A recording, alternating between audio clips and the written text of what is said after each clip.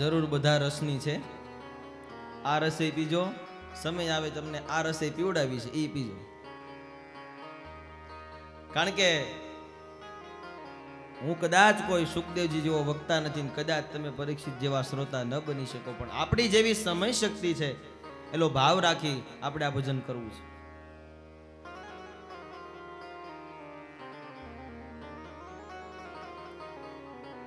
સાચા સંગની વાત કરી. પરીક્ષિત રાજાને જ્ઞાન દીધું. જ્યારે જ્યારે માણસ સત્પુરુષનો સંગ કરે છે ત્યારે એનું જીવન અંતિમ સમય આવે ને ત્યારે એને પ્રભુ જરૂર યાદ આવે છે. કારણ કે આખી જિંદગી જો ભગવાનને યાદ કર્યા હોય, અંત સમય હોય અને કદાચ તમે બીમાર પડો ને તો પણ એ સમય ભગવાન જ યાદ આવે.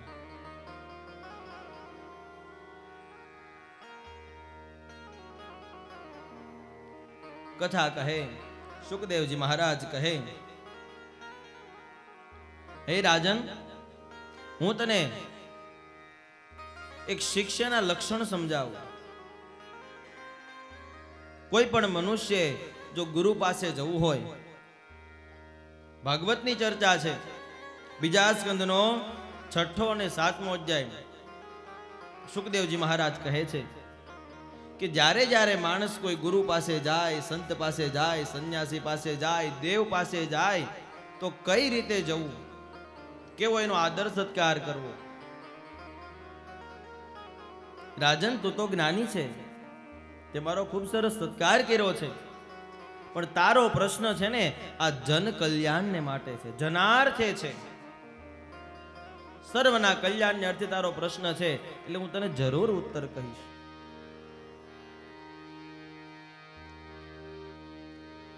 પ્રથમ તો ઉત્તરમાં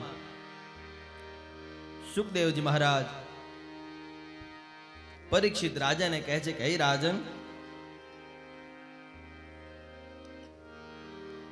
સાધુનો સંગ કરવો, સત્પુરુષનો સંગ કરવો, ગુરુનો સંગ કરવો, અને તમારા ઘરની અંદર પવિત્રતા દાખવવા વાળું કોઈ વ્યક્તિ હોય તો હંમેશા એની સંગે રહેવું. આ ઘરમાં, આ પરિવારમાં ખૂબ પવિત્રતા છે, બધું લગભગ નિયમ પ્રમાણે ચાલે છે. અને તમે જે ધર્મ તો એક છે, પણ જે ધર્મનો અલગ અલગ સંપ્રદાય છે, તમે જે સંપ્રદાયને પકડો છે આ બહુ પવિત્રતા દાખવે છે. બહુ બધા અમે સુરતમાં પણ સંપ્રદાયના યજમાનો છે, બધાને ઘરે કામ કરવા જઈએ છીએ. જે પ્રમાણે નિયમ હોય છે આ પ્રમાણે નિયમ વિરુદ્ધ જતા નથી. નિયમને સાથે રાખીને કાર્ય ચલાવે છે, ઘર ચલાવે છે. અહીંયા કીધું જ્યારે દેવ દર્શને જાઓ, ગુરુના ચરણમાં જાઓ, ત્યારે માણસે હંમેશાને માટે નમીને જવું જોઈએ. કારણ નમે તે પ્રભુને ગમે છે.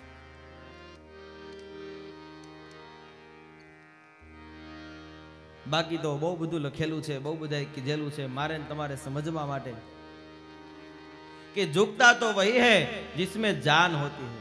કોણ ઝુકે? જેનામાં જાન હોય. જાન તો મારામાં તમારા બધા છે,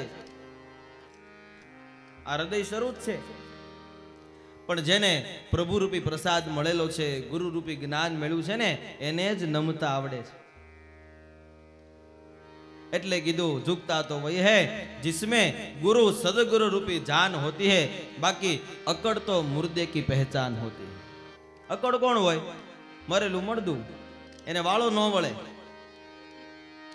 જો તમે કોઈ સદગુરુના ચરણમાં ન નમો, એને વંદન ન કરો, દેવના શરણને વંદન ન કરો તો તમે એક મરદા સમાન છો. માટે કીધું હંમેશા પ્રભુના ચરણમાં મસ્તક નમાવવું જોઈએ. સંત જોવો, બ્રાહ્મણ જોવો, અંત્યાથી અતિથિ જોવો, ગુરુ જોવો, તરતેના ચરણમાં નમી જાઓ. કદાચ તમને કોઈ વસ્તુ દેવ ન આપી શકતા હોય ને તો એ સંત, સાધુ, બ્રાહ્મણ, સંન્યાસી, ગુરુના આશીર્વાદ તમને કંઈક આપી દેશે. સંત દેખી નમન કરીએ, ઝપટ નમાવીએ શીશ. એક ગુના તો ક્યાં કરે, લાખો ગુના બક્ષીશ. એક બે ભૂલ તો હું લાખો ગુના કર્યા હોય તો ઈ માફ કરી દે. કદાચ તમારા વડીલ, તમારા પપ્પા હશે ને ઈ માફ નહીં કરે કે આ તે ભૂલ કરી, ચાલ જવા દે. કદાચ ગુરુ સામે ગમે એટલી ભૂલ કરશો એ માફ કરશે. સુખદેવજી કહે છે પરીક્ષિત રાજન સંગ આવવાનો કરજે, સંગ સાધુ પુરુષનો કરજે. પણ આની સાથે મારે તમને એક ટકોર પણ કરવી પડે. કલિયુગ છે, બધા પ્રકારના માણસો છે, એટલે બહુ ભોળા બનીએ ને તોય તે આપણે અટવાઈ જાય છે. ક્યારે કોણ આવીને આપણે યારે શું કપટ કરી જાય એ ખબર ના પડે. એટલે કબીરજી સાખીની અંદર કહે છે કે નમન નમન में फेर है, સાંભળજો, નમન નમન में फेर है बहुत નમે નાદાન. માણસ તમારી આગળ નમે ત્યાં સમજી જવું કે કયા કારણથી, શું કામ, કયા સમયે નમેલો છે. બહુ નમે નાદાન. નાદાન વ્યક્તિ છે ને તમે જોજો એ બધાને નમન કરશે. જે મળે, વડીલ મળે, નાનું મળે, મોટું મળે, પોતાના મન પ્રમાણે, પોતાની બુદ્ધિ પ્રમાણે બધાના ચરણોમાં પડશે. એ નાદાન છે. એટલે કીધું નમન નમન में फेर है बहुत नमे नादान, दगलबाज दूना नमे चित्ता चोर कमान. જો તમારી પાસે કોઈ વ્યક્તિ દગો કરવાનો છે, તમારી પાસેથી કંઈક લેવાની ઈચ્છા છે, કંઈક તમારી પાસે જૂટવું છે, તો દગલબાજ દૂના નમે. 2 વર્ષ પહેલા તમને બોલાવતોય ન હોય અને એ જ વ્યક્તિ 2 વર્ષ પછી આવે, ઓહો વાલા પણ તમારું કામ વખાણ કરવા મને ત્યાં સમજવાનું કંઈક તમારો વારો પડવાનો છે. સમજી જવાનું કે આમાં કાંઈક આપણું આવ્યું છે. નાદાન ને તો તમે સમજી શકો જે તમને રોજ પગે લાગતા હોય, પણ દગલબાજ દુનાન મેં ચિત્તા ચોર કમાન. 3 વસ્તુ બોલ્યા. સમજ માટે તમે સમજાવું. ચિત્તા, ચિત્તો જે પ્રાણી છે એ હંમેશા શિકાર કરવા જાય ને, તમે ટીવીમાં કે ચિત્રમાં ક્યાંક જોયું છે, એટલે 2-3 ડગલા પાછો પડે, અને જેટલો એ પાછો પડે ને એટલો જ મજબૂત શિકાર કરીએ. ચોર, તમારા આંગણે ચોર આવ્યો હોય તો ચોરી કરતો કરતા ઊંચુંમાંથી રાખીને આવે, ક્યાં છે, હું પડેલું છે, નમતો નમતો આવે ને, કોઈ ભાળે નહીં. અને કમાન, ધનુષ્યની અંદરથી જે તીર નીકળવાનું હોય એને જેટલું પાછું ખેંચો ને એટલું જ દૂર જાય. એટલે કઈક માણસ જ્યારે જરૂર ન હોય ને જરૂર કરતા વધારે નમવા મળે ત્યારે જરાક આ કલિયુગ રૂપી સમજી જાજો, હોશિયાર થઈને, કે આપણી પાસેથી શું લેવા માંગે છે.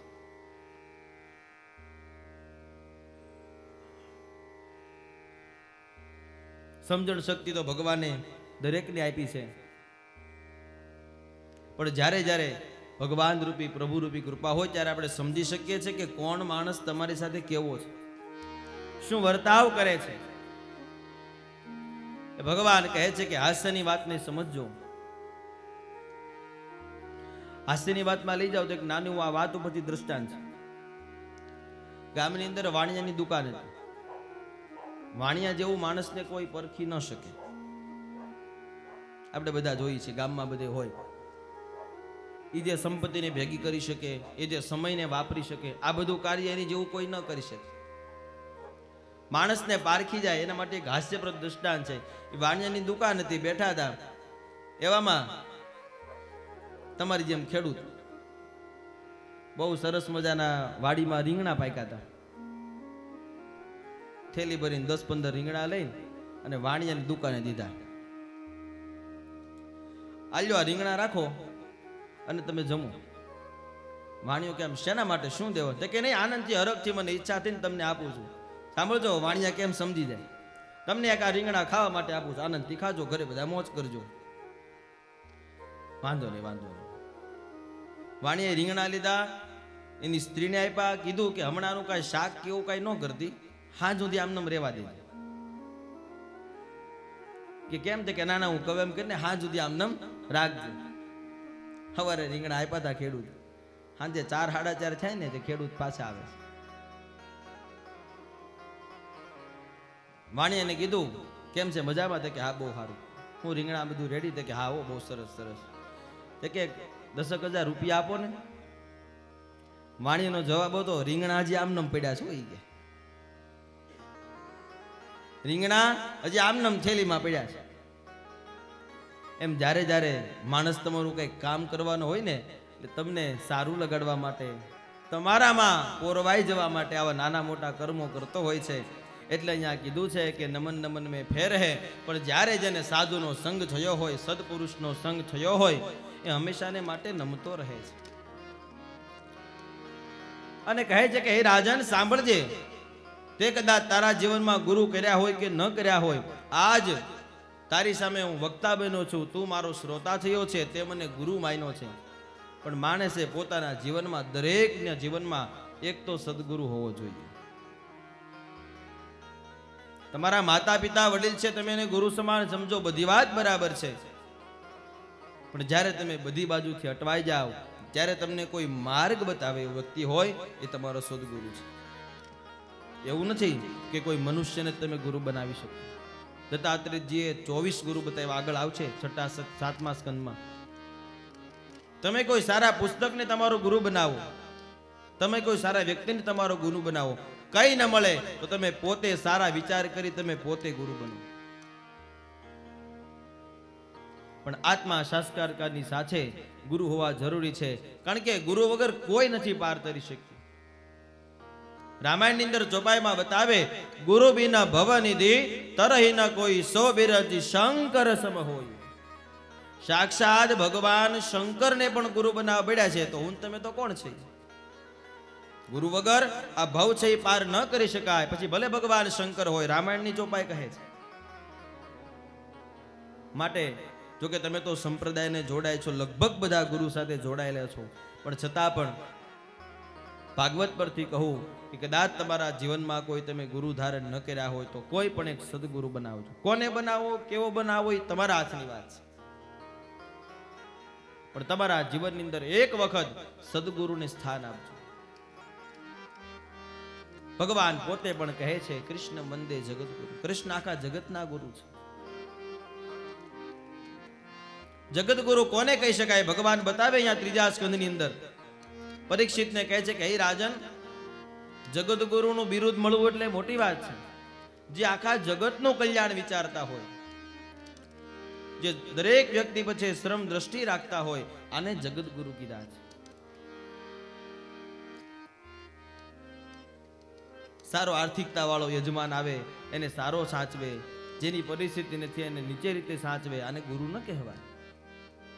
આ ગુરુની પરંપરા ન કહેવાય. ગમે ત્યારે ગુરુ બનાવો ને, સદગુરુ બનાવો ને, 100 વાર વિચારજો. શું કામ? કે એક વાર તમે ગુરુ બનાવ્યા પછી જો એનો તિરસ્કાર કરશો, પછી એને છોડી દેશો, એનું આજ્ઞાનું પાલન નહીં કરો, તો તમારા જેવો પાપી કોઈ નથી. સાંભળી લેજો, 1000 વાર વિચારજો. આ કલિયુગ છે, બહુ બધા માણસો સામે આવશે,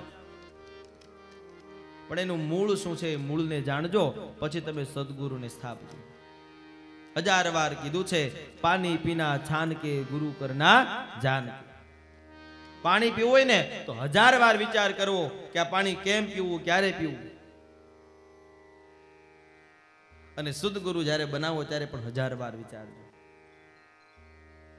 સુખદેવજી મહારાજ કહે છે, ગુરુની તો બહુ બધી પરાકાષ્ઠા છે.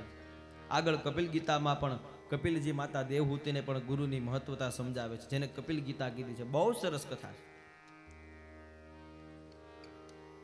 સુખદેવજી મહારાજ કહે છે, હે રાજન, દેવની સ્તુતિની સાથે આ કથાની શરૂઆત કરતા પહેલા આ સૃષ્ટિની ઉત્પત્તિની કથા કીધી છે. પ્રશ્ન કર્યો પરીક્ષિત રાજાને, હે પ્રભુ, આ સૃષ્ટિ ઉત્પન્ન કેમ થઈ? કોણે ઉત્પન્ન કરી? કોના દ્વારા બધું મળ્યું છે? બીજા સ્કંદને ભાગવતજી સૃષ્ટિ લીલા નામ બતાવે છે. સમગ્ર સૃષ્ટિનું વર્ણન જેની અંદર રહેલું છે, આ સૃષ્ટિ લીલા નામનો બીજો સ્કંદ છે. સુખદેવજી મહારાજ પરીક્ષિતને કહે છે, ભગવાન એક પૂર્ણ પુરુષોત્તમ રૂપ ધારણ કરે છે, એના દ્વારા બ્રહ્મ તત્વની ઉત્પત્તિ કરી છે, જેને આપણે બ્રહ્માજી તરીકે ઓળખીએ છીએ. બ્રહ્માજી તરીકે જેને આપણે જાણીએ છીએ, આ બ્રહ્માજી જગત તત્વની, જગત સૃષ્ટિની ઉત્પત્તિ કરે છે. બ્રહ્માજી દ્વારા 7 પાતાળ થયા, 7 લોક થયા. નીચે 7 પાતાળ બનાવ્યા. આનું નામ બતાવ્યું અતલ, વિતલ, સુતલ, તલાતલ, રસાતલ, મહાતલ અને પાતાલ. ઉપર 7 લોક બનાવ્યા, ભૂરલોક, ભુવલોક, જનલોક, મહલોક, તપલોક, સત્યલોક. આપણે રહીએ છીએ તે પૃથ્વી લોક. ઉપર 7 લોક, નીચે 7 પાતાળ બનાવ્યા. ભગવાનની ને આપણી એક ભાષામાં જોવા જઈએ તો આપણે એક 14 માળના બિલ્ડિંગમાં રહીએ છીએ. ઉપર 7 ને નીચે 7, મધ્યમાં આપણે બધા રહીએ છીએ. એટલે ભગવાનની લીલા છે, ઉપર છેડો નથી, નીચે છેડો નથી. વૈજ્ઞાનિકો બધા શોધે છે ને ક્યાં સુધી કેટલાક અંતરે જાય, મોટા મોટા યંત્રો બનાવ્યા, કેવડા મોટા મોટા યંત્રો બનાવ્યા, મંગળ સુધી પોગી ગયા, ચંદ્ર સુધી પોગી ગયા, તો કોઈ એમ નથી કીધું કે હવે બસ અહીંયા અડી ગયું, પૂરું થઈ ગયું. કીધું ન આવે. દેવની પરાકાષ્ઠા છે. અને જો એ ગોતી લઈ તો આપણામાં દેવમાં ફેર શું રહે? એવા જ નીચે પાતાળ છે. વૈજ્ઞાનિક છે ને જ્યાં બુદ્ધિ આવે ને એ બધું કરે. પેપરમાં આવેલી વાત લગભગ 5-7 વર્ષ પહેલાની મેં વાંચી હતી. જાપાનના જે વૈજ્ઞાનિકો છે ને નક્કી કર્યું કે મૂળ કેમ ન મળે. આપણે ગમે તે વાતની મૂળને પકડેલું છે, તો આ પૃથ્વીનું મૂળ કેમ ન મળે? કઈ એ લોકો વાત છે, કદાચ તમે નેટમાં સર્ચ કરશો તો પણ જોવા મળશે. બહુ મોટું એવું મશીન બનાવવામાં આવ્યું, જે મશીનને બનતા લગભગ 2-2.5 વર્ષ થયા. વાંચેલી પેપરમાં વાત છે. એ મશીનને 2-2.5 વર્ષ થયા, અને એ મશીન એવું હતું કે એની આડી કોઈ પણ વસ્તુ આવે, ગમે તેટલી કઠણ વસ્તુ આવે, એને કાપી નાખે અને ખાડો કરતું જાય. આવું વૈજ્ઞાનિકોએ મશીન બનાવ્યું. ધીમે ધીમે ધીમે ધીમે ખાડો થતો ગયો. વૈજ્ઞાનિકોની પેઢી ગઈ લગભગ 30 વર્ષ થયા. કેટલા? 30 વર્ષ સુધી ખાડો કરે છે, છતાં પણ છેલ્લે એનો અંત ન આવ્યો. એ મશીન બનાવ્યું તેની મશીન ભાંગી જાય છે. અને છતાં પણ જોવામાં આવ્યું, મશીનની અંદર કેમેરા કે એવું નાખી તો પણ હજી કાંઈ છેડો નહોતો દેખાણો કે અહીંયા પૂરું થઈ ગયું. ત્યારે વૈજ્ઞાનિકોએ પણ 2 હાથ જોડ્યા, મોટું જબરી જગ્યા પર બોર્ડ લગાવી દીધું કે ઈશ્વરની આગળ કાંઈ છે નહીં, અહીંયા અમે હારી ગયા છે. અંગ્રેજીમાં આઈ એમ લોસ એવું લખીને કંઈક ત્યાં બોર્ડ આખું મારી દીધેલું છે જાપાનની અંદર કે અમે ભગવાન સામે હારી ગયા. અને જો જીતી જાવ તો દેવમાં આપણામાં કઈ ફેર ન રહે. એવા બ્રહ્માજીએ ઉપર 7 લોક, નીચે 7 પાતાળ બનાવ્યા. બ્રહ્માજી દ્વારા 7 પ્રકારના અરણ્ય બનાવવામાં આવ્યા. અરણ્ય કહેતા જંગલ, વન, જેની અંદર ફરવાથી, જેની અંદર વિચરણ કરવાથી, જેમાં બેસી ભગવાનની કથા સાંભળવી, જેના દર્શન કરવાથી, કે જેનું નામ સાંભળવાથી પણ મને તમને મુક્તિ મળે પાપમાંથી. દંડકારણ્ય, ગુહ્યારણ્ય, કામ્યકારણ્ય, દ્વૈતારણ્ય, અદ્વૈતારણ્ય, અદ્ભુતારણ્ય, આ પ્રકારના 8 પ્રકારના જંગલો બનાવવામાં આવ્યા. 7 પ્રકારના ક્ષીર સમુદ્ર થયા. હજી આ વૈજ્ઞાનિકોને કઈ મળ્યું જ નથી, જોયું જ નથી એમ કહો તોય ચાલે. આપણે બધા ખારો સમુદ્ર જોયો ને, કે સમુદ્ર કેવો હોય? ખારા પાણી. આવો ભગવાન દ્વારા ભાગવતજીની અંદર લખ્યું છે સૃષ્ટિ ઉત્પત્તિની કથામાં કે ભગવાન દ્વારા મીઠા પાણીનો પણ સમુદ્ર છે, દૂધ જેવો સમુદ્ર છે, મધ જેવો સમુદ્ર છે, દહીં જેવો સમુદ્ર છે, ઘી જેવો સમુદ્ર છે, અને મદિરા પાન જેવો પણ સમુદ્ર છે. આવા 7 પ્રકારના સમુદ્રો છે. મને તમને હજી ખાલી ખારા પાણીનો જ મળ્યો છે. આ સમુદ્રોની બ્રહ્માજી ઉત્પત્તિ કરી. બ્રહ્માજી દ્વારા 7 પર્વતો ઉત્પન્ન થયા. જે પર્વતો દ્વારા આજે મને તમને જે કઈ ઔષધિ મળે છે, આ માટી મળે છે, જે કઈ તત્વો મળે છે, આ બધા પર્વતથી મળ્યા. એના પણ નામ બતાવ્યા: શુભ્રકૂટ, નિષેધકૂટ, હેમકૂટ, વિંધ્યાચલ, હિમાચલ, હિમાલય. આવા અલગ અલગ પ્રકારના પર્વતો બનાવવામાં આવ્યા. સમગ્ર તત્વની બ્રહ્માજી ઉત્પત્તિ કરી. દરેક રીતે 84 લાખ જીવોની ઉત્પત્તિ બતાવી. બ્રહ્માજી દ્વારા 84 લાખ પ્રકારના જીવો ઉત્પન્ન થયા. આપણે 1, 2, 3, 5, 10 હજાર, 15 હજાર, લાખ, 2 લાખ એમ 84 લાખ ગણીએ એમ નહીં. 84 લાખ પ્રકાર. મનુષ્ય છે ને એ ભગવાન દ્વારા ઉત્પન્ન કરેલો એક પ્રકાર છે. ગાય છે એ બીજો પ્રકાર છે. આકાશમાં ઉડતી ચકલી કે મચ્છરી ત્રીજો પ્રકાર છે. પાણીમાં રહેવાવાળી માછલી ચોથો પ્રકાર છે. આવા અલગ અલગ પ્રકારના 84 લાખ પ્રકારના જીવો ઉત્પન્ન થયા. રોજ આપણે ક્યાંક ટીવીમાં, પેપરમાં જોઈએ છીએ, વૈજ્ઞાનિક કહે છે કે આજે કેવું પક્ષી અલગ પ્રકારનું જોવા મળ્યું, અલગ પ્રકારનો આજ માણસ જોવા મળ્યું. એવા 84 લાખ પ્રકારની ઉત્પત્તિ બ્રહ્માજીએ કરી છે. અધ્યાયના અંતિમમાં બ્રહ્માજીએ પાપ અને પુણ્યની પરાકાષ્ઠા બતાવી. પાપ શું છે અને પુણ્ય શું છે. પાપ અને પુણ્યને કેટલી મહત્વતા એ જોવું જોઈએ. એ કથા કહે છે. સુખદેવજી કહે છે, હે રાજન, મનુષ્ય સત્કર્મો કરે, દેવ કાર્ય કરે, ધર્મ કાર્ય કરે એટલે એને પુણ્યની પ્રાપ્તિ થાય છે. મનુષ્ય અધર્મની અંદર પ્રવેશ કરે, હિંસા કરે, ન કરવાના કર્મ કરે તો એને પાપ લઈને જવું પડે. પાપ અને પુણ્ય ભોગવવું તો અહીંયા જ પડે છે. જે કાંઈ છે એ તમારા કર્મની પરાકાષ્ઠા છે. જેવું તમે કર્મ કરો ને એ તમારે ભોગવીને જવું પડે છે. પણ કર્મના બે પ્રકારના સાધન છે. આ કર્મ તમને કદાચ આજે કર્મ કર્યું છે ને તો એનું ફળ કદાચ કાલે મળી જાય અને કદાચ આવતા જન્મે મળે. એ ભગવાને ચોક્કસ કીધું છે. અને કદાચ પાપ કર્યું છે તો એ પાપની તમને જે કાંઈ શિક્ષા મળવાની છે કાલને કાલે મળી જાય અને કદાચ આવતા જન્મે મળે. તમારા કેવા કર્મ છે, તમારું કેવું પુણ્ય છે, તમારું કેવું પાપ છે, એના ઉપર છે બધો આધાર. એટલે કદાચ ઘણીવાર મનુષ્યો યજમાનો અમે પૂજા કરી ત્યારે નિરાશ થાય છે કે અમે આટલું સદકર્મ કર્યું, આવું કાર્ય કર્યું, અમને હજી પુણ્ય કેમ ન મળ્યું. તો સમજજો, આ પુણ્ય તમને આજે નહીં તો કાલે વાવ્યું છે ને એટલે 100% ઉગવાનું છે. એવી જ રીતે પાપ પણ જો પાપને વાવશો તો આજે કાલે ગમે ત્યારે તમારી સામે આડું આવીને ઊભું રહી જશે. 100%ની વાત છે. પાપ અને પુણ્યની વાત છે. કેવું વાવ્યું છે તમે? સિંગ વાવી છે કે શેરડી? સિંગ વાવો તરત મળે, શેરડીને વાર લાગે. આમાં તમારે સમજી જવાનું, જેવા તમારા કર્મ હશે એટલું ઝડપથી તમને ફળ મળશે. એમ અહીંયા ભગવત ચર્ચામાં સુખદેવજી મહારાજ પરીક્ષિતને કહે છે કે સાંભળ રાજન, પાપ અને પુણ્યની આ પરાકાષ્ઠા છે. સાથે અહીંયા સુખદેવજી મહારાજ પરીક્ષિત રાજાને વિદુરજીની કથા તરફ લઈ જાય છે કે હે રાજન, હસ્તિનાપુરનું યુદ્ધ પૂર્ણ થયું છે. ભગવાન કૃષ્ણ પરમાત્માને પાછા કથામાં લાવે છે. કીધું ને કે ભાગવતની કથા થોડીક 4 દિવસ સુધી અટપટી છે. અમારે પણ સમજવામાં થાપ ખાઈ જાય તો તમને તેમ ચા દાદા ક્યાંથી ક્યાં જાય છે, કઈ કથામાં હતા ને ક્યાં લઈ ગયા. ભાગવતજી અમને ત્યાં લઈ જાય છે. કારણ કે જ્યારે જેવો પ્રશ્ન પરીક્ષિતનો છે એ જવાબ આપવા માટે સુખદેવજી તૈયાર છે. સુખદેવજી પોતાની રીતે કથા નથી કરતા. સુખદેવજીનો જેવો પ્રશ્ન છે એવો ઉત્તર સુખદેવજી આપે છે. જે મનમાં પ્રશ્ન ઉદ્ભવે છે એ પ્રશ્ન કહે છે. હસ્તિનાપુરના યુદ્ધની કથા કહી, વિદુરજીનું આગમનની કથા કહે છે. ભગવાન કૃષ્ણ પરમાત્મા કહે છે હસ્તિનાપુરની અંદર જવા નીકળ્યા એને 3 વ્યક્તિ મળ્યા. આપણે કુંતાજીની વાત જોઈ. કુંતાજી મળ્યા, ભગવાન પાસે દુઃખ માંગ્યું. ભીષ્મ પિતામહ મળ્યા, ભગવાનને એની બુદ્ધિ પર ના આવી. સાથે અહીંયા વિદુરજી મળે છે.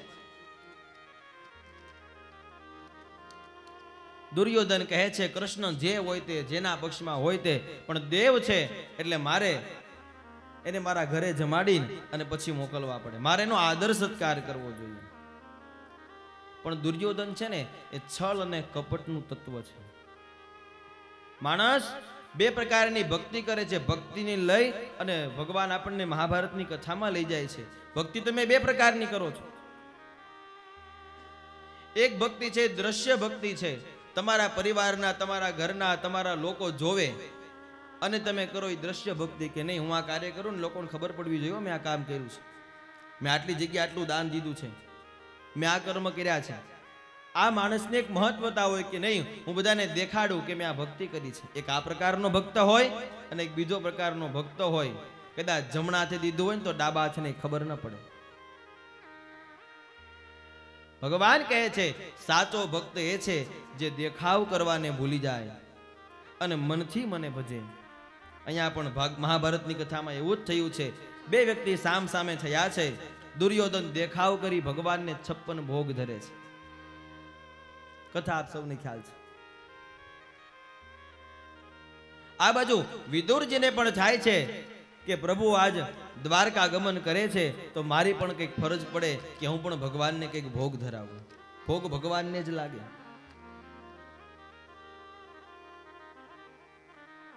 ભગવાન સર્વપ્રથમ દુર્યોધનને મળે છે. પ્રાર્થના કરી પ્રભુ મારા ઘરે પધારો, તમારા માટે 56 ભોગ તૈયાર કર્યા છે. દુર્યોધન આખા હસ્તિનાપુરને બોલાવે છે, જોવા આવો મેં ભગવાનને કેવા ભોગ ધર્યા છે. તમારે જે દેખાડવો હોય ભગવાનને દેખાડો. એને ખબર જ છે તમે કેટલું કર્યું છે, કેવા ભાવથી કર્યું છે.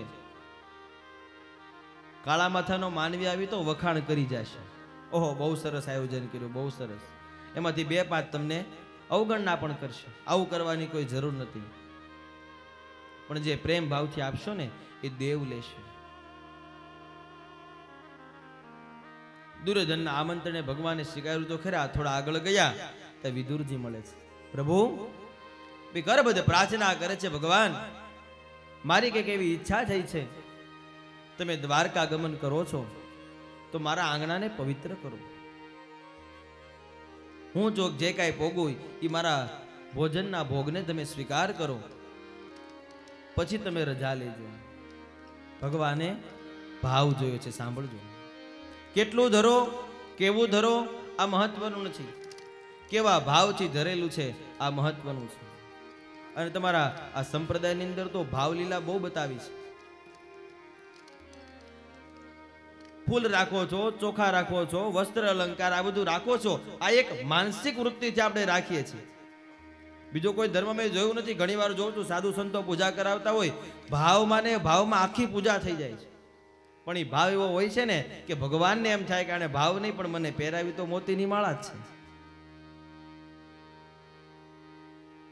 કદાચ બાજરાનો રોટલો મૂકી દો, ભગવાનને એમ જ થાય કે મને 56 ભોગ દઈ રહ્યા છે.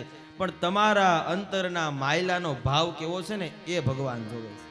આજ ભગવાને દુર્યોધનના 56 ભોગનો નાશ કર્યો છે અને ભગવાન વિદુરજીના ઘરે ભાજી ખાવા આવ્યા છે. સૌએ આપણે સાંભળ્યું છે. કારણ કે એમાં ભાવ હતો. કથા તો ત્યાં સુધી કહે છે ભગવાન એટલા વિદુરજીના ભાવમાં તરબોળ થઈ જાય છે ને, ફરાળની અંદર કેળા આપ્યા હતા, છાલ વગર કેળા વૈયા ગયા છે. મહારાજની પણ સત્સંગી જીવનમાં કથા છે, મેં વાંચેલું, જરા યાદ છે મને. જ્યાં જાય જે ભક્તનો ભાવ આવી જાય, હરિભક્તનો, ભગવાન ભૂલી ગયા છે કોને અહીંયા છું, કોના ઘરે છું, ક્યાં રહું છું, શું કરું છું, બધું ભૂલી ગયા છે. એટલે ભગવાનને તમારે જો જીતવા જો હોય, તમારા કરવા હોય તો ભાવ જરૂરી છે. બાકી ગમે તેટલું ધરો પણ તો જેમાં ભાવ નથી તો બધું નકામું છે. ભગવાને વિદુરજીને ત્યાં ભાજી ખાધી. ભગવાન આગળ જાય છે, દ્વારકા ગમન કરે છે. આ બાજુ વિદુરજીને વિચાર આવે છે. દરેકનું દ્વારકા ગમન થયું. ધૃતરાષ્ટ્ર ગાંધારીને પણ સમયનું જ્ઞાન આપે છે, વર્તમાનનું જ્ઞાન આપે છે. તમે સમજો, તમારું આયુષ્ય પૂર્ણ થવા આવી છે. વનમાં જઈ ભજન કરો, તપ કરો, ભગવાનને યાદ કરો. વિદુરના કહેવાથી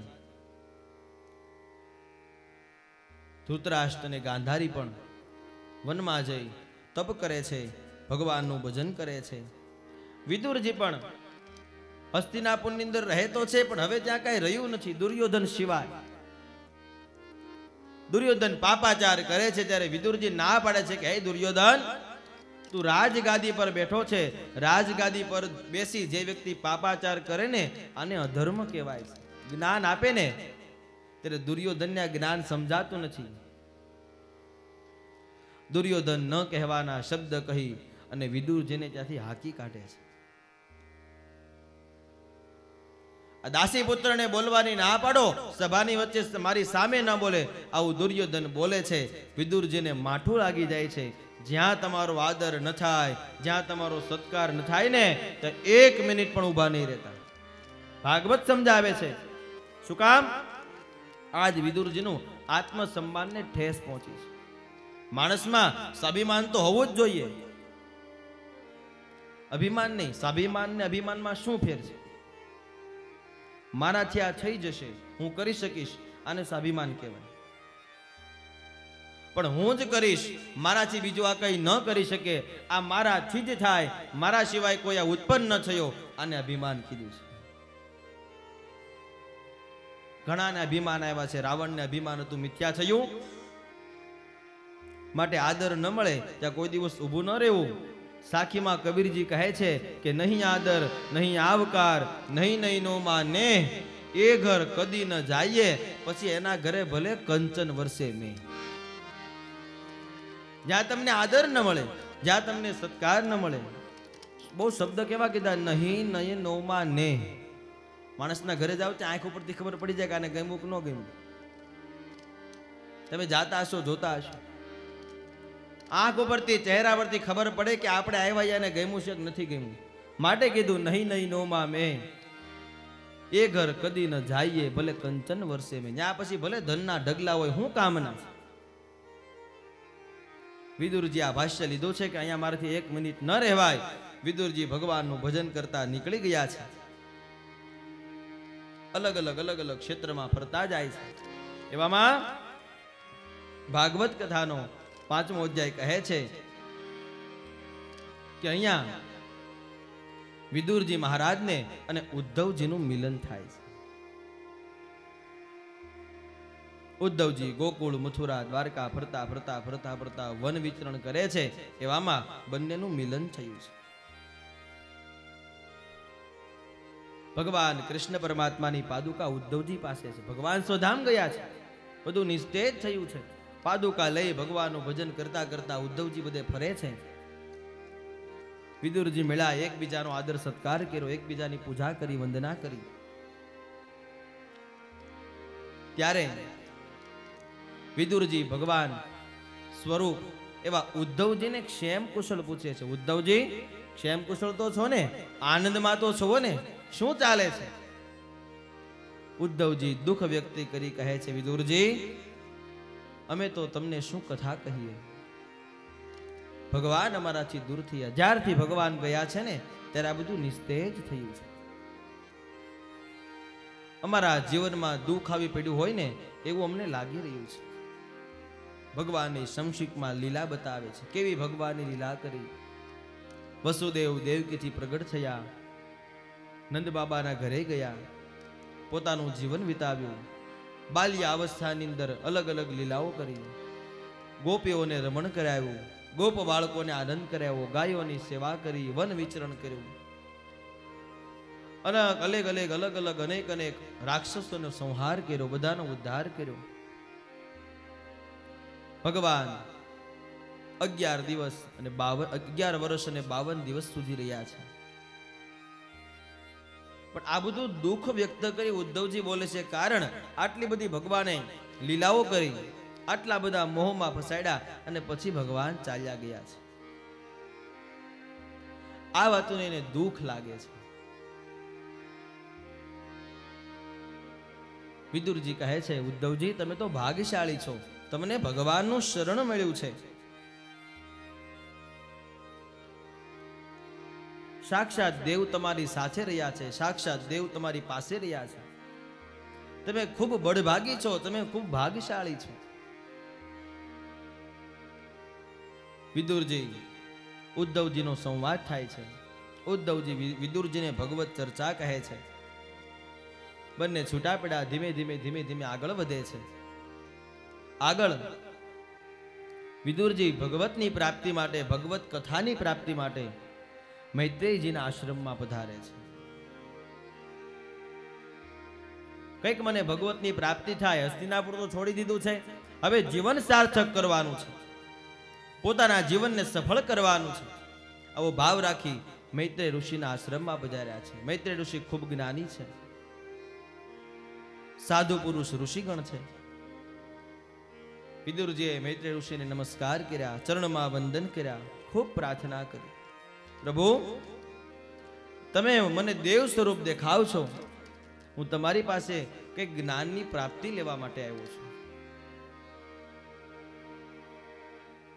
વિદુરજીના પ્રશ્નની સાથે મૈત્રેય ઋષિ વિદુરજીને અહીંયા સૃષ્ટિની કથા કહે છે. જોજો આ કથા બહુ બધા વ્યક્તિઓને કહે છે. એમાં ભાગવત પૂરું થાય છે. શરૂઆતને આપણે અંદર જોયું, સૂતજી મહારાજ શૌનકાદિને કહે છે આ કથા, એ કથા શરૂ છે. અહીંયા સુખદેવજી મહારાજ પરીક્ષિત રાજનને કથા કહે છે. અહીંયા મૈત્રેય ઋષિ વિદુરજીને કથા કહે છે. કલિયુગના માધ્યમથી આજના દિવસે આપણે સૌ સાથે કથા કરીએ છીએ. ભગવાનની કથાની કોઈ દિવસ પૂર્ણાહુતિ થતી જ નથી, એનું ગાન ચાલ્યા જ કરે છે, ભજન કીર્તન થયા જ કરે છે.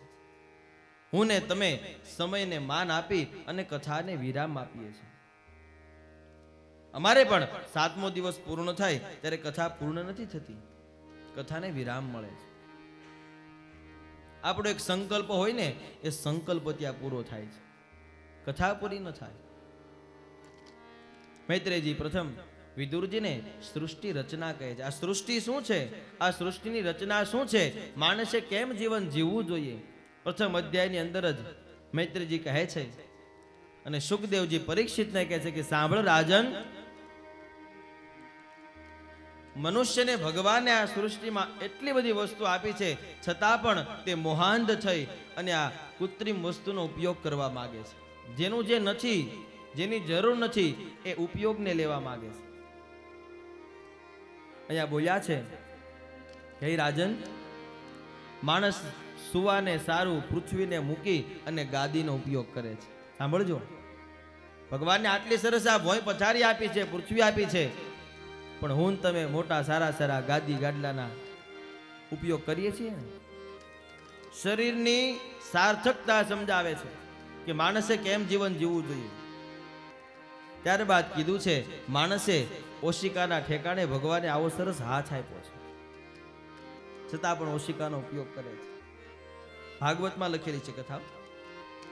આગળ કીધું માણસ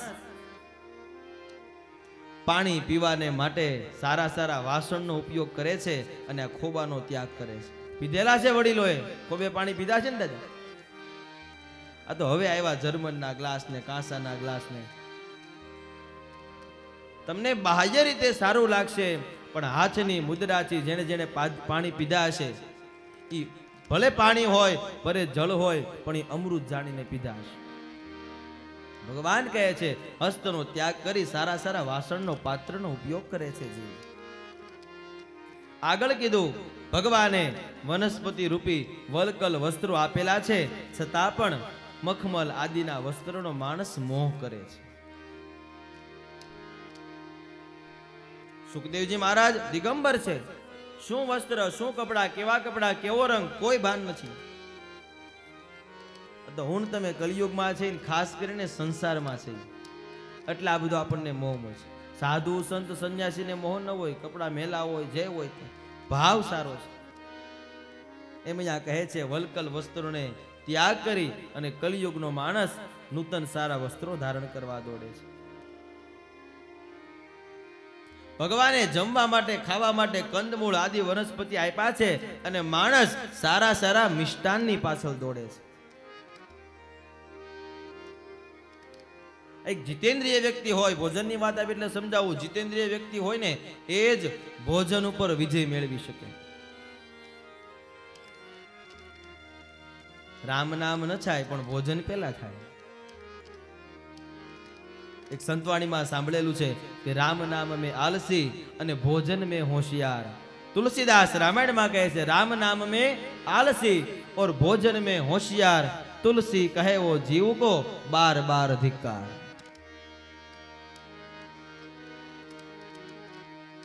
ત્રણ ટાઈમ, ચાર ટાઈમ, પાંચ ટાઈમ જેને જમવા જોતું હોય અને આખા દિવસમાં એક 5 મિનિટ હરિનું ભજન ન કરતો હોય, આ જીવનમાં ધૂળ પડી માનજો. જે તમને આ 4-5 ટાઈમનું ભોજન આપે છે, તમારા સુધી પહોંચાડે છે, એને તમારે યાદ નથી કરવા. જેના દ્વારા તમને મળ્યું છે એને તમે ભજન નથી કરતા.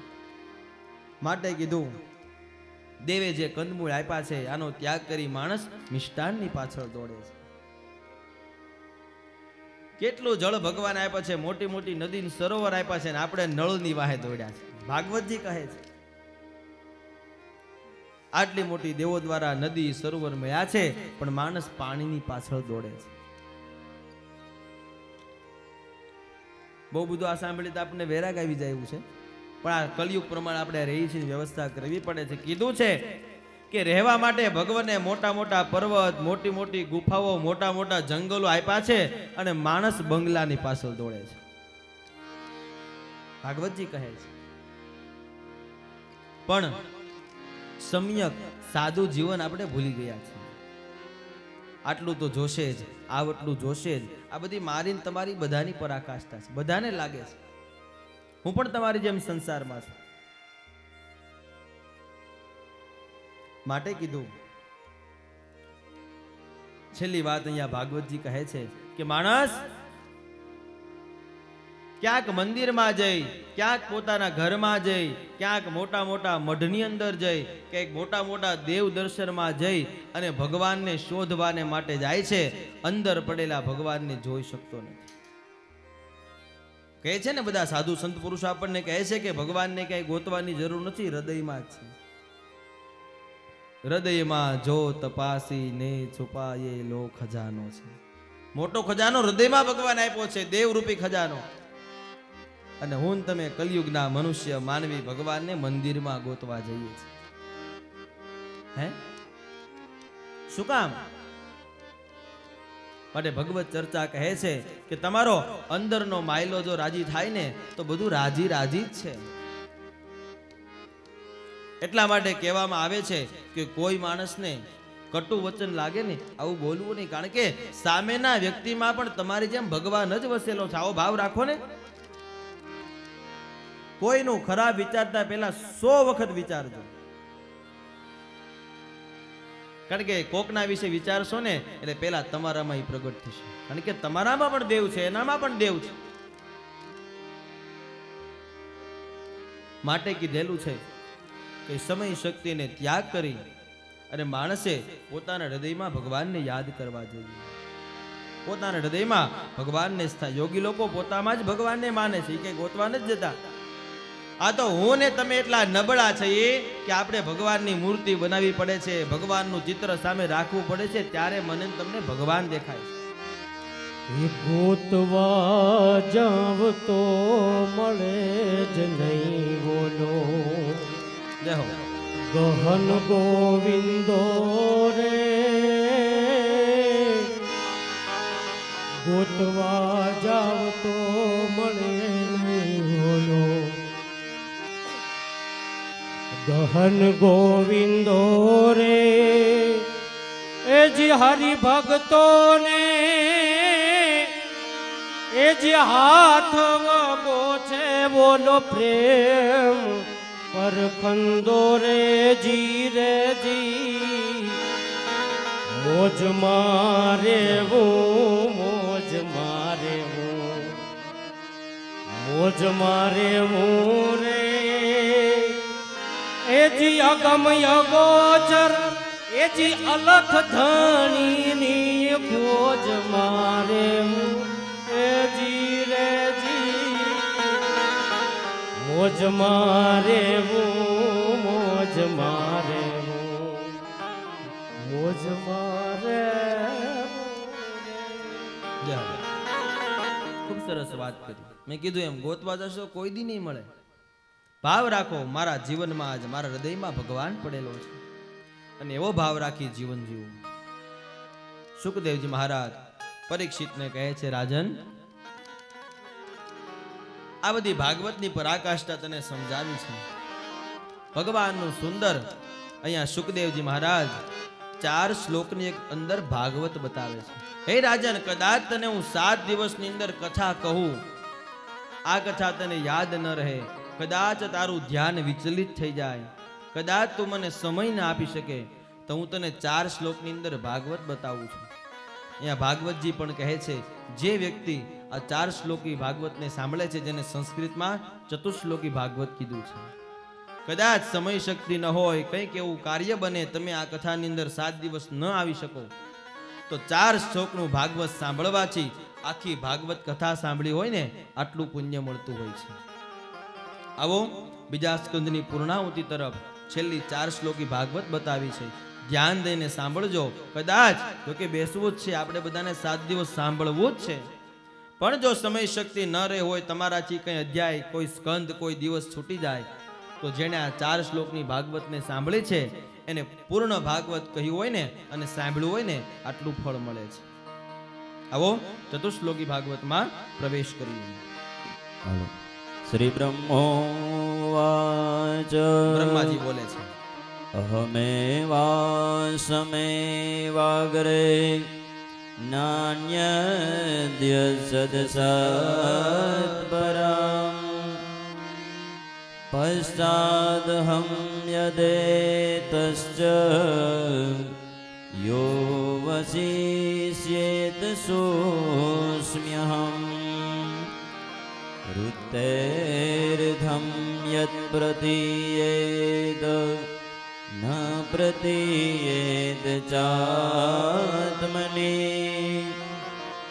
तद्विद्यादात्मनो मायां यथा भासो यथा तमः यथा महान्ति भूतानि भूतेषु चावचेष्वनो प्रविष्टान्यप्रविष्टानि तथा तेषु न तेष्वहम् एतावदेव जिज्ञासं तत्त्वजिज्ञासुनात्मना अन्वयतिरेकाभ्यां यद्या सर्वत्र सर्वदा यस्यां सर्वत्र सर्वदा. 4 શ્લોકની અંદર સુખદેવજી પણ કહે છે અને બ્રહ્માજી નારદજીને આ ચતુશ્લોકી ભાગવત કહે છે. 4 શ્લોકને આપણે સમજીએ. પ્રથમ શ્લોકની અંદર કીધું અહમ એવા સમેવાગ્રે. સાંભળજો, આપણે જે ધર્મને પકડ્યો છે અને આપણે હિન્દુ છીએ તો મને તમને ગર્વ હોવો જોઈએ કે અમે હિન્દુ છીએ. શું કામ કરવો જોઈએ? આ શ્લોક મને તમને સમજાવે છે. ભગવાન આ શ્લોકની અંદર શું બોલ્યા છે? હે બ્રહ્માજી, આ સૃષ્ટિના આરંભમાં હું જ હતો. સાંભળજો, નારદજીને કહે છે બ્રહ્માજી, સૃષ્ટિના આરંભમાં પણ હું હતો, મારા સિવાય બીજું કાંઈ ન હતું. હું એક જ તત્વ હતું, મારા સિવાય બીજું કાંઈ ન હતું અને મારા સિવાય બીજું કોઈ તત્વ પણ નથી. તમે જે કાંઈ અલગ અલગ તત્વો જોવો છો બધું જ હું છું, મારા સિવાય કોઈ તત્વ નથી. આ જે કાંઈ દેખાઈ રહ્યું છે તમને તમારી આંખની દ્રષ્ટિ દ્વારા જે કાંઈ દેખાય છે આ બધું જ હું છું. ત્યારબાદ આ બધું કદાચ પ્રલય થઈ જાય અને પછી જે કાંઈ દેખાય ને એ પણ હું છું. તમારી પાસે જે કાંઈ છે એ હું છું, કદાચ નથી પણ એમાં પણ હું છું. અને ભગવાન કહે છે અને બધી જ જગ્યાએ હું જ રહીશ. આ જે રહેશે ને એ ભગવાન પોતે કહેવાશે. કોઈ સંપ્રદાયના હતા કોઈ ધર્મનો વ્યક્તિ કે દેવ એવું નથી કહી શક્યા કે આ બધું છે હું છું. ભગવાન ગીતાજીમાં પોતે બોલે છે, પવન દેખાય છે હું છું, તેજ દેખાય છે હું છું, પાણીમાં દેખાય છે હું છું. બાકી બધા તમે ઇસ્લામિક ધર્મ જોવો, મુસ્લિમ ધર્મ જોવો, ખ્રિસ્તી ધર્મ જોવો, એ બધાના આવા ગ્રંથો છે. એના પેગમ્બર તમે જોવો, ઈસુ ખ્રિસ્ત જોવો, બધા શું કહે છે ખબર? દરેક લોકો એવું કહી ગયા છે કે ઉપર કઈક તત્વ છે અથવા કઈક લખેલું છે, એમાંથી અમને આ મળ્યું છે. જે લોકો એને દેવ માને છે, મુસ્લિમ લોકો જેને એના દેવ માને છે, ખ્રિસ્તી લોકો એને જેના દેવ માને છે, ઈસુ ખ્રિસ્તને માને છે કે આજ અમારા દેવ, તો ઈસુ ખ્રિસ્ત પણ એવું જ કહી ગયા છે કે મને કંઈક આગળ દેખાણું છે, મને કંઈક અહીંથી મળ્યું છે, એ હું તમારી આગળ સમર્પિત કરું છું. પણ હિન્દુ ધર્મનો એક જ દેવ એવો છે ભગવાન કૃષ્ણ પૂર્ણ પુરુષોત્તમ. એ પોતે કહે છે કે જે દેખાય છે હું છું. જે આપ્યું છે એ બધું મેં આપ્યું છે, છાતી ઠોકીને કહે છે. તો આપણે હિન્દુ ધર્મમાં છીએ અને એમાં આપણને જન્મ આપ્યો છે, ભગવાનનો લાખ વાર આભાર માનવો જોઈએ. બીજે ક્યાંક આપ્યો હોત તો આપણે ક્યાં જાત? હે, ઘણા લોકો હિન્દુ ધર્મની ચર્ચા કરે છે. આ સોશિયલ મીડિયા આવી ગયું છે કે હિન્દુ ધર્મમાં બહુ બધા દેવ છે. મુસ્લિમ લોકોને ખાલી એક અલ્લાહ એટલે આવી ગયું, એને એકને જ ભજવાના. પણ આપણને આવો અવસર મળ્યો છે, મોકો મળ્યો છે, આટલા બધા દેવ મળ્યા છે. શું કામ? ભગવાન પોતે કહે છે કે જ્યાં દેખાય છે, જે દેખાય છે બધે હું છું. તને દુઃખ પણ હું આપું છું, સુખ પણ હું આપું. ભગવાન ગીતાજીમાં કહી ગયા છે. ભગવદ ગીતા જેવો ગ્રંથ કોઈ ધર્મમાં નથી. મુસ્લિમ ધર્મના લોકોને પણ ગીતાજીનો સહારો લઈ અને એ લોકોને જ્ઞાન આપવું પડે છે. સોશિયલ મીડિયામાં જોયેલું છે આપણે. પછી સરકાર છે, આ બધી એક વાત અલગ છે, કોણ સત્તા પર છે, કોણ સત્તામાં છે, બધી વાત બધી જ અલગ છે. પણ તમે એક ભારત દેશના વ્યક્તિ છો, એ તમે મોટી વાત છે. એને પ્રાધાન્ય આપો. એને ચલાવતું ગમે તે હોય, પણ ભારત દેશમાં રહી અને આ દેશનું જો તમે ખરાબ બોલો તો તમારે જેવો પાપી કોઈ નથી. ભારતને માં કીધી છે. ક્યારે કહેવાય?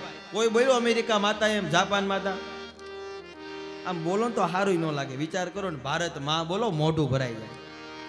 जहाँ डाल डाल पर सोने की चिड़िया करती है बसेरा, ગર્વ થવો જોઈએ. वो भारत देश हमेरा, वो भारत देश हमेरा, जहाँ सत्य अहिंसा और धर्म का पग पग लगता डेरा, वो भारत देश हमेरा, वो भारत देश हमेरा. सत्य अहिंसा और धर्म का पग पग पगला तेरा. હે સત્ય શું છે, અહિંસા શું છે, ધર્મ શું છે, એ આપણને આ દેશના સંતો શીખવી ગયા છે. અને એક નાની વાત તમને સમજાવી દઉં. જે ભગવાન અવતર્યા, ભગવાન સમજાણ, ભગવાન અવતર્યા છપૈયાની અંદર, કેમ અમેરિકા નહોતું? બીજા કોઈ દેશ નહોતા? કૃષ્ણ ભગવાનને ગોકુળ મથુરામાં રહેવું પડ્યું. શું કામ ન્યા જેવા? ભગવાન રામ કેમ અયોધ્યામાં આવ્યા? આ દેશની ધરતીને એને જોઈ છે. એટલે બહુ બધો વાત ન થાય એટલો આભાર માનવો જોઈએ કે આપણને ભગવાને ભારત દેશમાં જન્મ આપ્યો છે. બીજે કંઈક આપ્યો હોત ને તો ક્યાંય નાના બરમુંડા પહેરીને રખડતા હોત.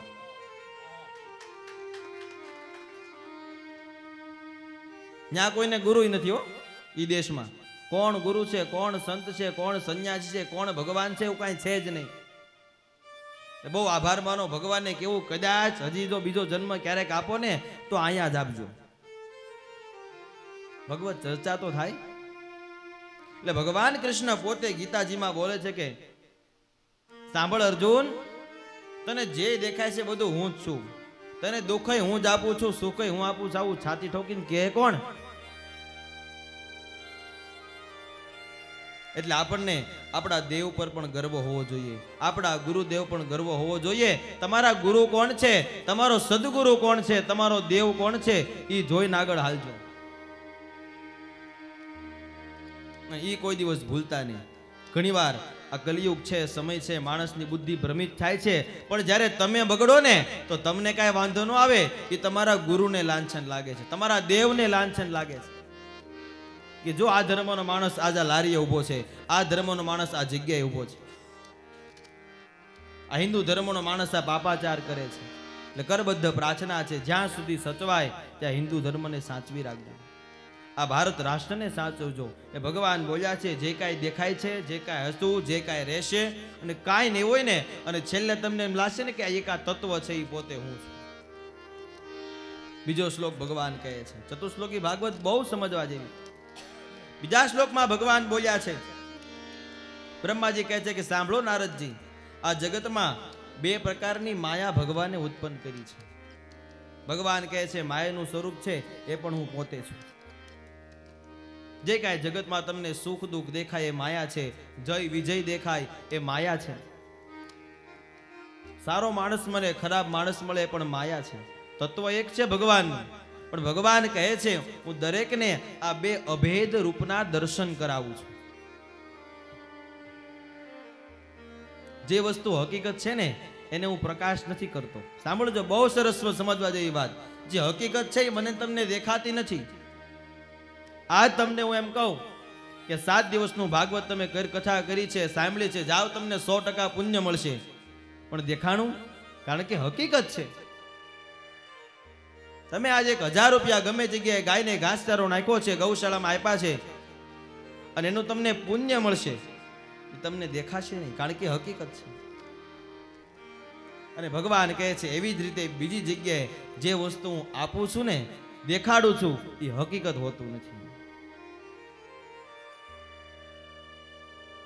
અભેદ રૂપના દર્શન ભગવાન કહે છે. જે કાંઈ માયા છે એ માણસને એની હું ગમે ત્યારે પ્રતીતિ કરાવું છું. પ્રતીતિ કહેતા અનુભવ. ઘણીવાર આપણને અનુભવ થાય છે કે આ જે કાંઈ અત્યાર સુધી માનતો હતો ને આ બધી માયા હતી. ઘણીવાર એવું થાય ને કે મારી પાસે આટલી સંપત્તિ હતી, આટલી સત્તા હતી, મને પરિવારનો મોહ હતો, અને જ્યારે એ વહી જાય ત્યારે ખબર પડે આ તો માયા હતી. સંસાર પરિવાર એક માયા છે. બહુ વધારે જ્ઞાન ન અપાય, વૈરાગમાં વયા જાય. પણ આ મારી પત્ની છે, આ મારો દીકરો છે, આ મારો ભાઈ છે, આ મારા ભાડું છે, આ મારા પિતા છે, મારી પાસે આટલી ગાડી છે, આટલી જમીન છે, શું છે? બધું જ માયા છે.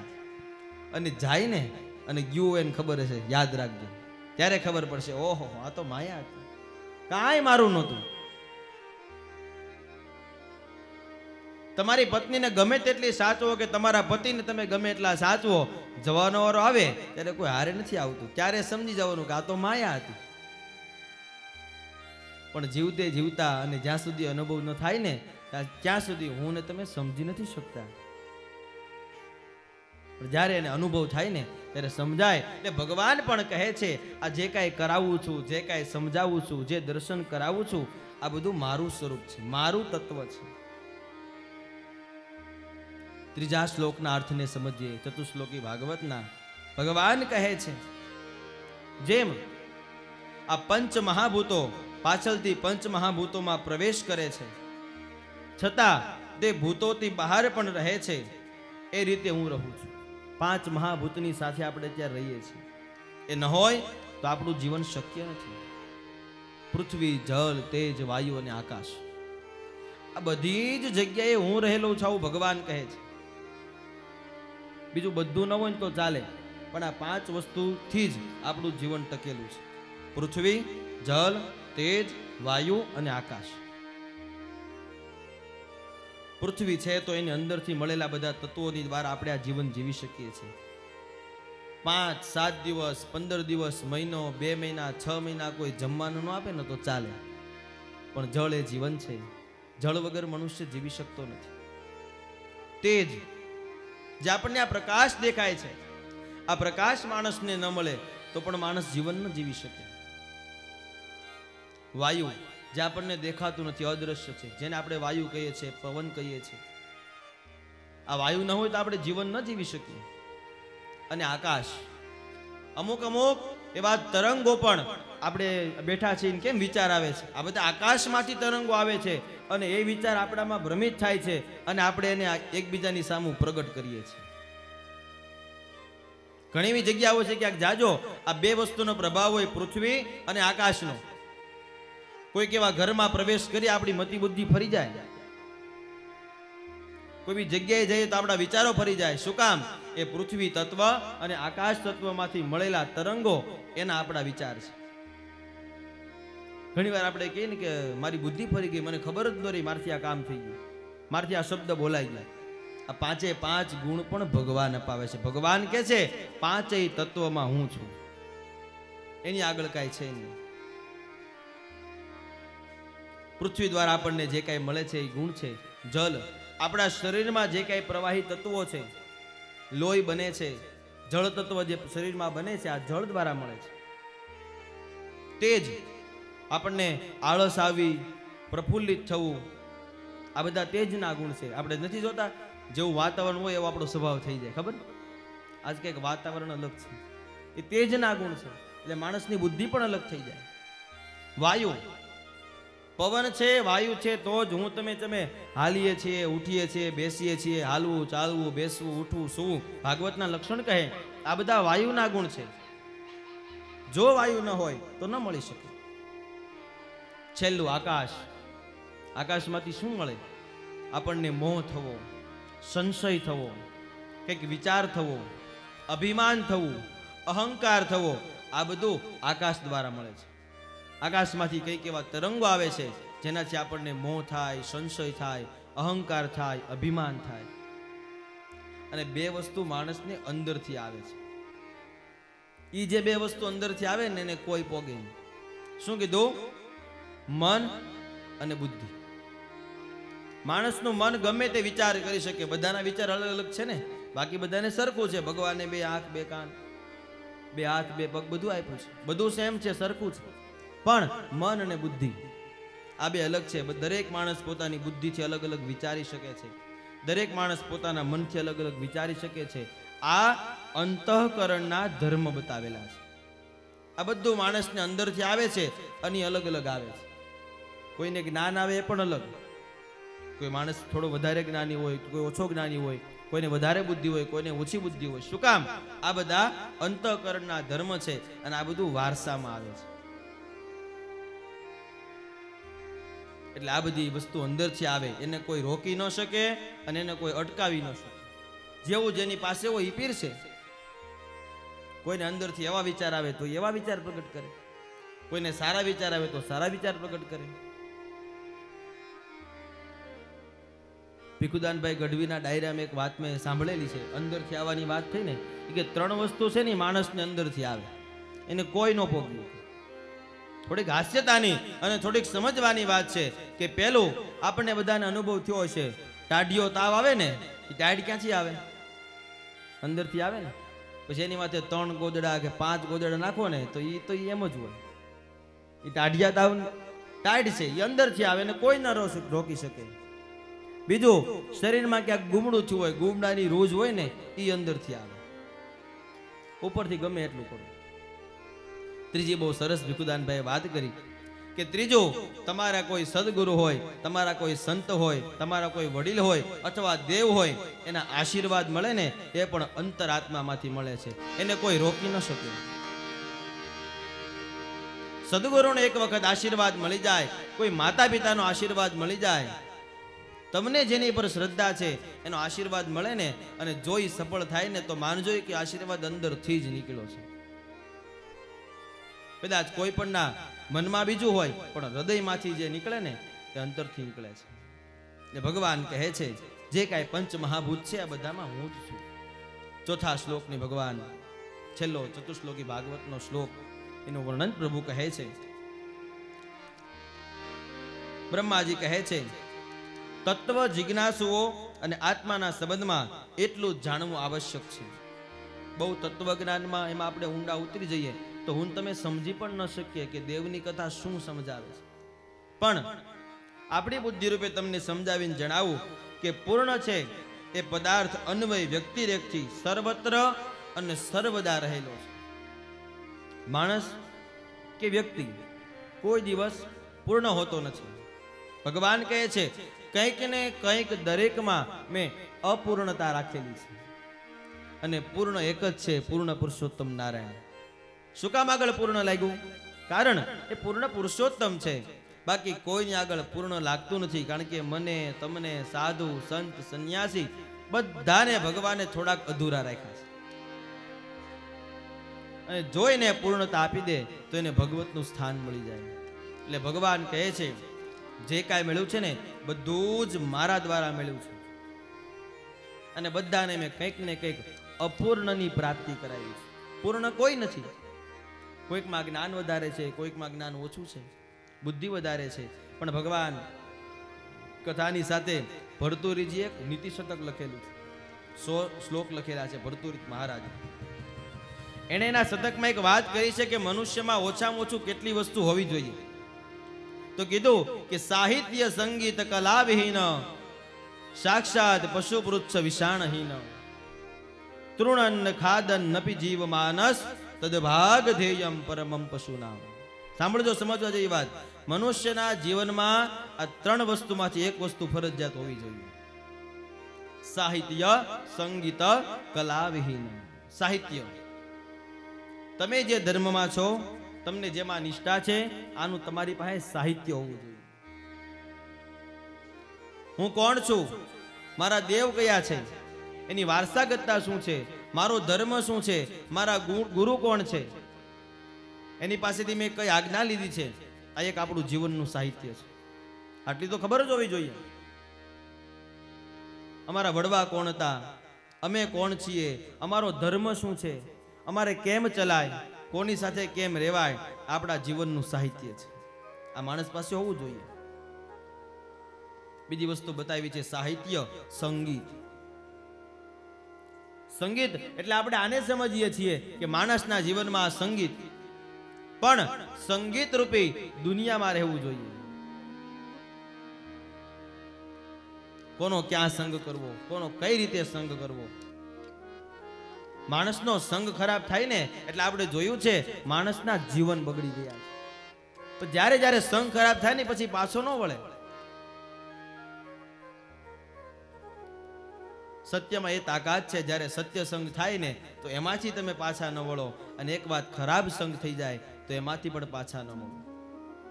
ત્રીજું બતાવ્યું છે કલા. દરેક માણસમાં કલા હોવી જોઈએ. કથાને સાંભળો છો એ તમારી કલા છે, હું બોલું છું એ મારી કલા છે. આ લોકો એના સંગીત વગાડે છે એની કલા છે. આપણે જે માન આપીએ છીએ, 7 દિવસ થાય, 9 દિવસ થાય, 11 દિવસ થાય, આપણે એને જે કાંઈ પૈસા આપીએ છીએ એ કલાના પૈસા છે. બાકી એને તમે ખરીદી ન શકો, અથવા શાસ્ત્રને ન ખરીદી શકો.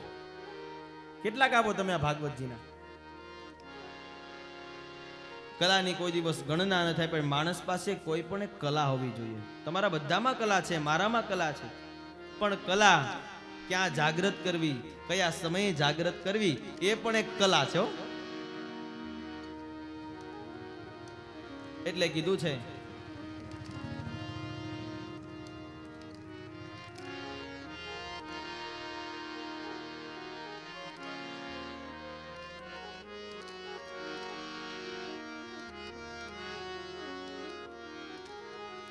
માણસના જીવનની અંદર કલાનું ખૂબ મહત્વ છે. દરેક પાસે અલગ અલગ કળા હોય.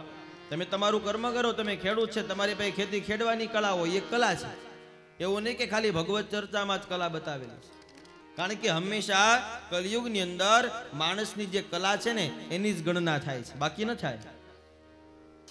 હું આ બોલું છું તમને સમજાવી શકું છું, એક કલા છે. ન હોય તો તમારી પાસે બેસીનું શું કામનું? સાહિત્ય સંગીત કલા વિહીન. કીધું સાંભળજો, પાછળ ભર્તૃહરિજી બહુ સરળ લખે છે, જેની પાસે આ 3 વસ્તુમાંથી એક પણ નથી, સાક્ષાત પશુ પૃચ્છ વિષાણહીન. આ એક પૂછડા વગરનો માણસ છે. એને તમારે પશુ ગણવો પણ કેવો? પૂછડા વગરનો પશુ, જેની પાસે આ 3 વસ્તુ ન હોય. અને પાછળની ખૂબ સરસ કડી કહી, સાક્ષાત પશુ પૃચ્છ વિષાણહીન તૃણન ખાદન નપી જીવ માનસ. પણ એક પશુઓના સદભાગ્ય છે. કેવા માણસની વાત છે? જેની પાસે સાહિત્ય સંગીત ને કલા નથી. પશુઓના સદભાગ્ય છે, પ્રાણીઓના સદભાગ્ય છે કે એ ખડ નથી ખાતો, નકર એની વાહે કાંઈ ન વધે. શું કીધું? મનુષ્ય છે, પશુ સમાન છે, પણ ભગવાન ઈચ્છાથી ભોજન જ કરે છે. જો આવો મનુષ્ય ખડ ખાતો હોત ને તો પ્રાણી વાહે કાંઈ ન વધે. બહુ માણસો આવા પડ્યા છે. એટલે ભર્તૃહરિજી સમજાવે, આ 3માંથી એક કલા માણસની અંદર હોવી જોઈએ. આ ચતુશ્લોકી ભાગવત ભગવાને કીધું, કથાના માધ્યમથી મેં પણ તમને સંભળાયું. ભાવ રાખીએ કે આપણે આખી ભાગવત કથાને સાંભળી છે. છેલ્લા બીજા સ્કંદની અંદર ભાગવતજીના 10 લક્ષણ બતાવેલા છે. ભાગવતજીના 10 લક્ષણની કથા બતાવી. કયા લક્ષણ છે, કયા લક્ષણનું શું કર્મ છે. 10 લક્ષણનો શ્લોક કીધો છે. અત્ર સર્ગો વિસર્ગશ્ચ સ્થાનભૂષણમોદયા મન્વંતરે શાનુકથા નિરોધો મુક્તિરાશ્રય નિરોધો મુક્તિરાશ્રય. ભાગવતજીના 10 લક્ષણ છે. લક્ષણના નામ બતાવ્યા: સર્ગ, વિસર્ગ, સ્થાન, પોષણ, ઉતિ, મન્વંતર, ઈશાનું કથા, નિરોધ, મુક્તિ અને છેલ્લે પ્રભુનો આશ્રય. આ 10 ભાગવતના લક્ષણ કીધા. 10 સ્કંદની અંદર અલગ અલગ લક્ષણ આવે છે. આપણે અત્યારે 2 સ્કંદની કથાને સાંભળી. ત્રીજા સ્કંદી છે, આપણે કથાની શરૂઆત કરશું ત્યારે 10 લક્ષણ દરેક સ્કંદના અલગ અલગ નામ બતાવ્યા છે. ત્રીજો સ્કંદ તો કે સર્ગ લીલા, ચોથો સ્કંદ વિસર્ગ લીલા, પાંચમો સ્કંદ સ્થાન લીલા. પ્રથમ જે 2 સ્કંદને આપણે સાંભળી ગયા, પેલા સ્કંદને અધિકાર લીલા નામ આપવામાં આવ્યું છે. શ્રોતાઓને વક્તાઓને કથા કહેવાનો અધિકાર એટલે પ્રથમ સ્કંદની અધિકાર લીલા. બીજા સ્કંદ આપણે અત્યારે સાંભળીએ છીએ, આ બીજા સ્કંદને સાધન લીલા કીધેલું છે.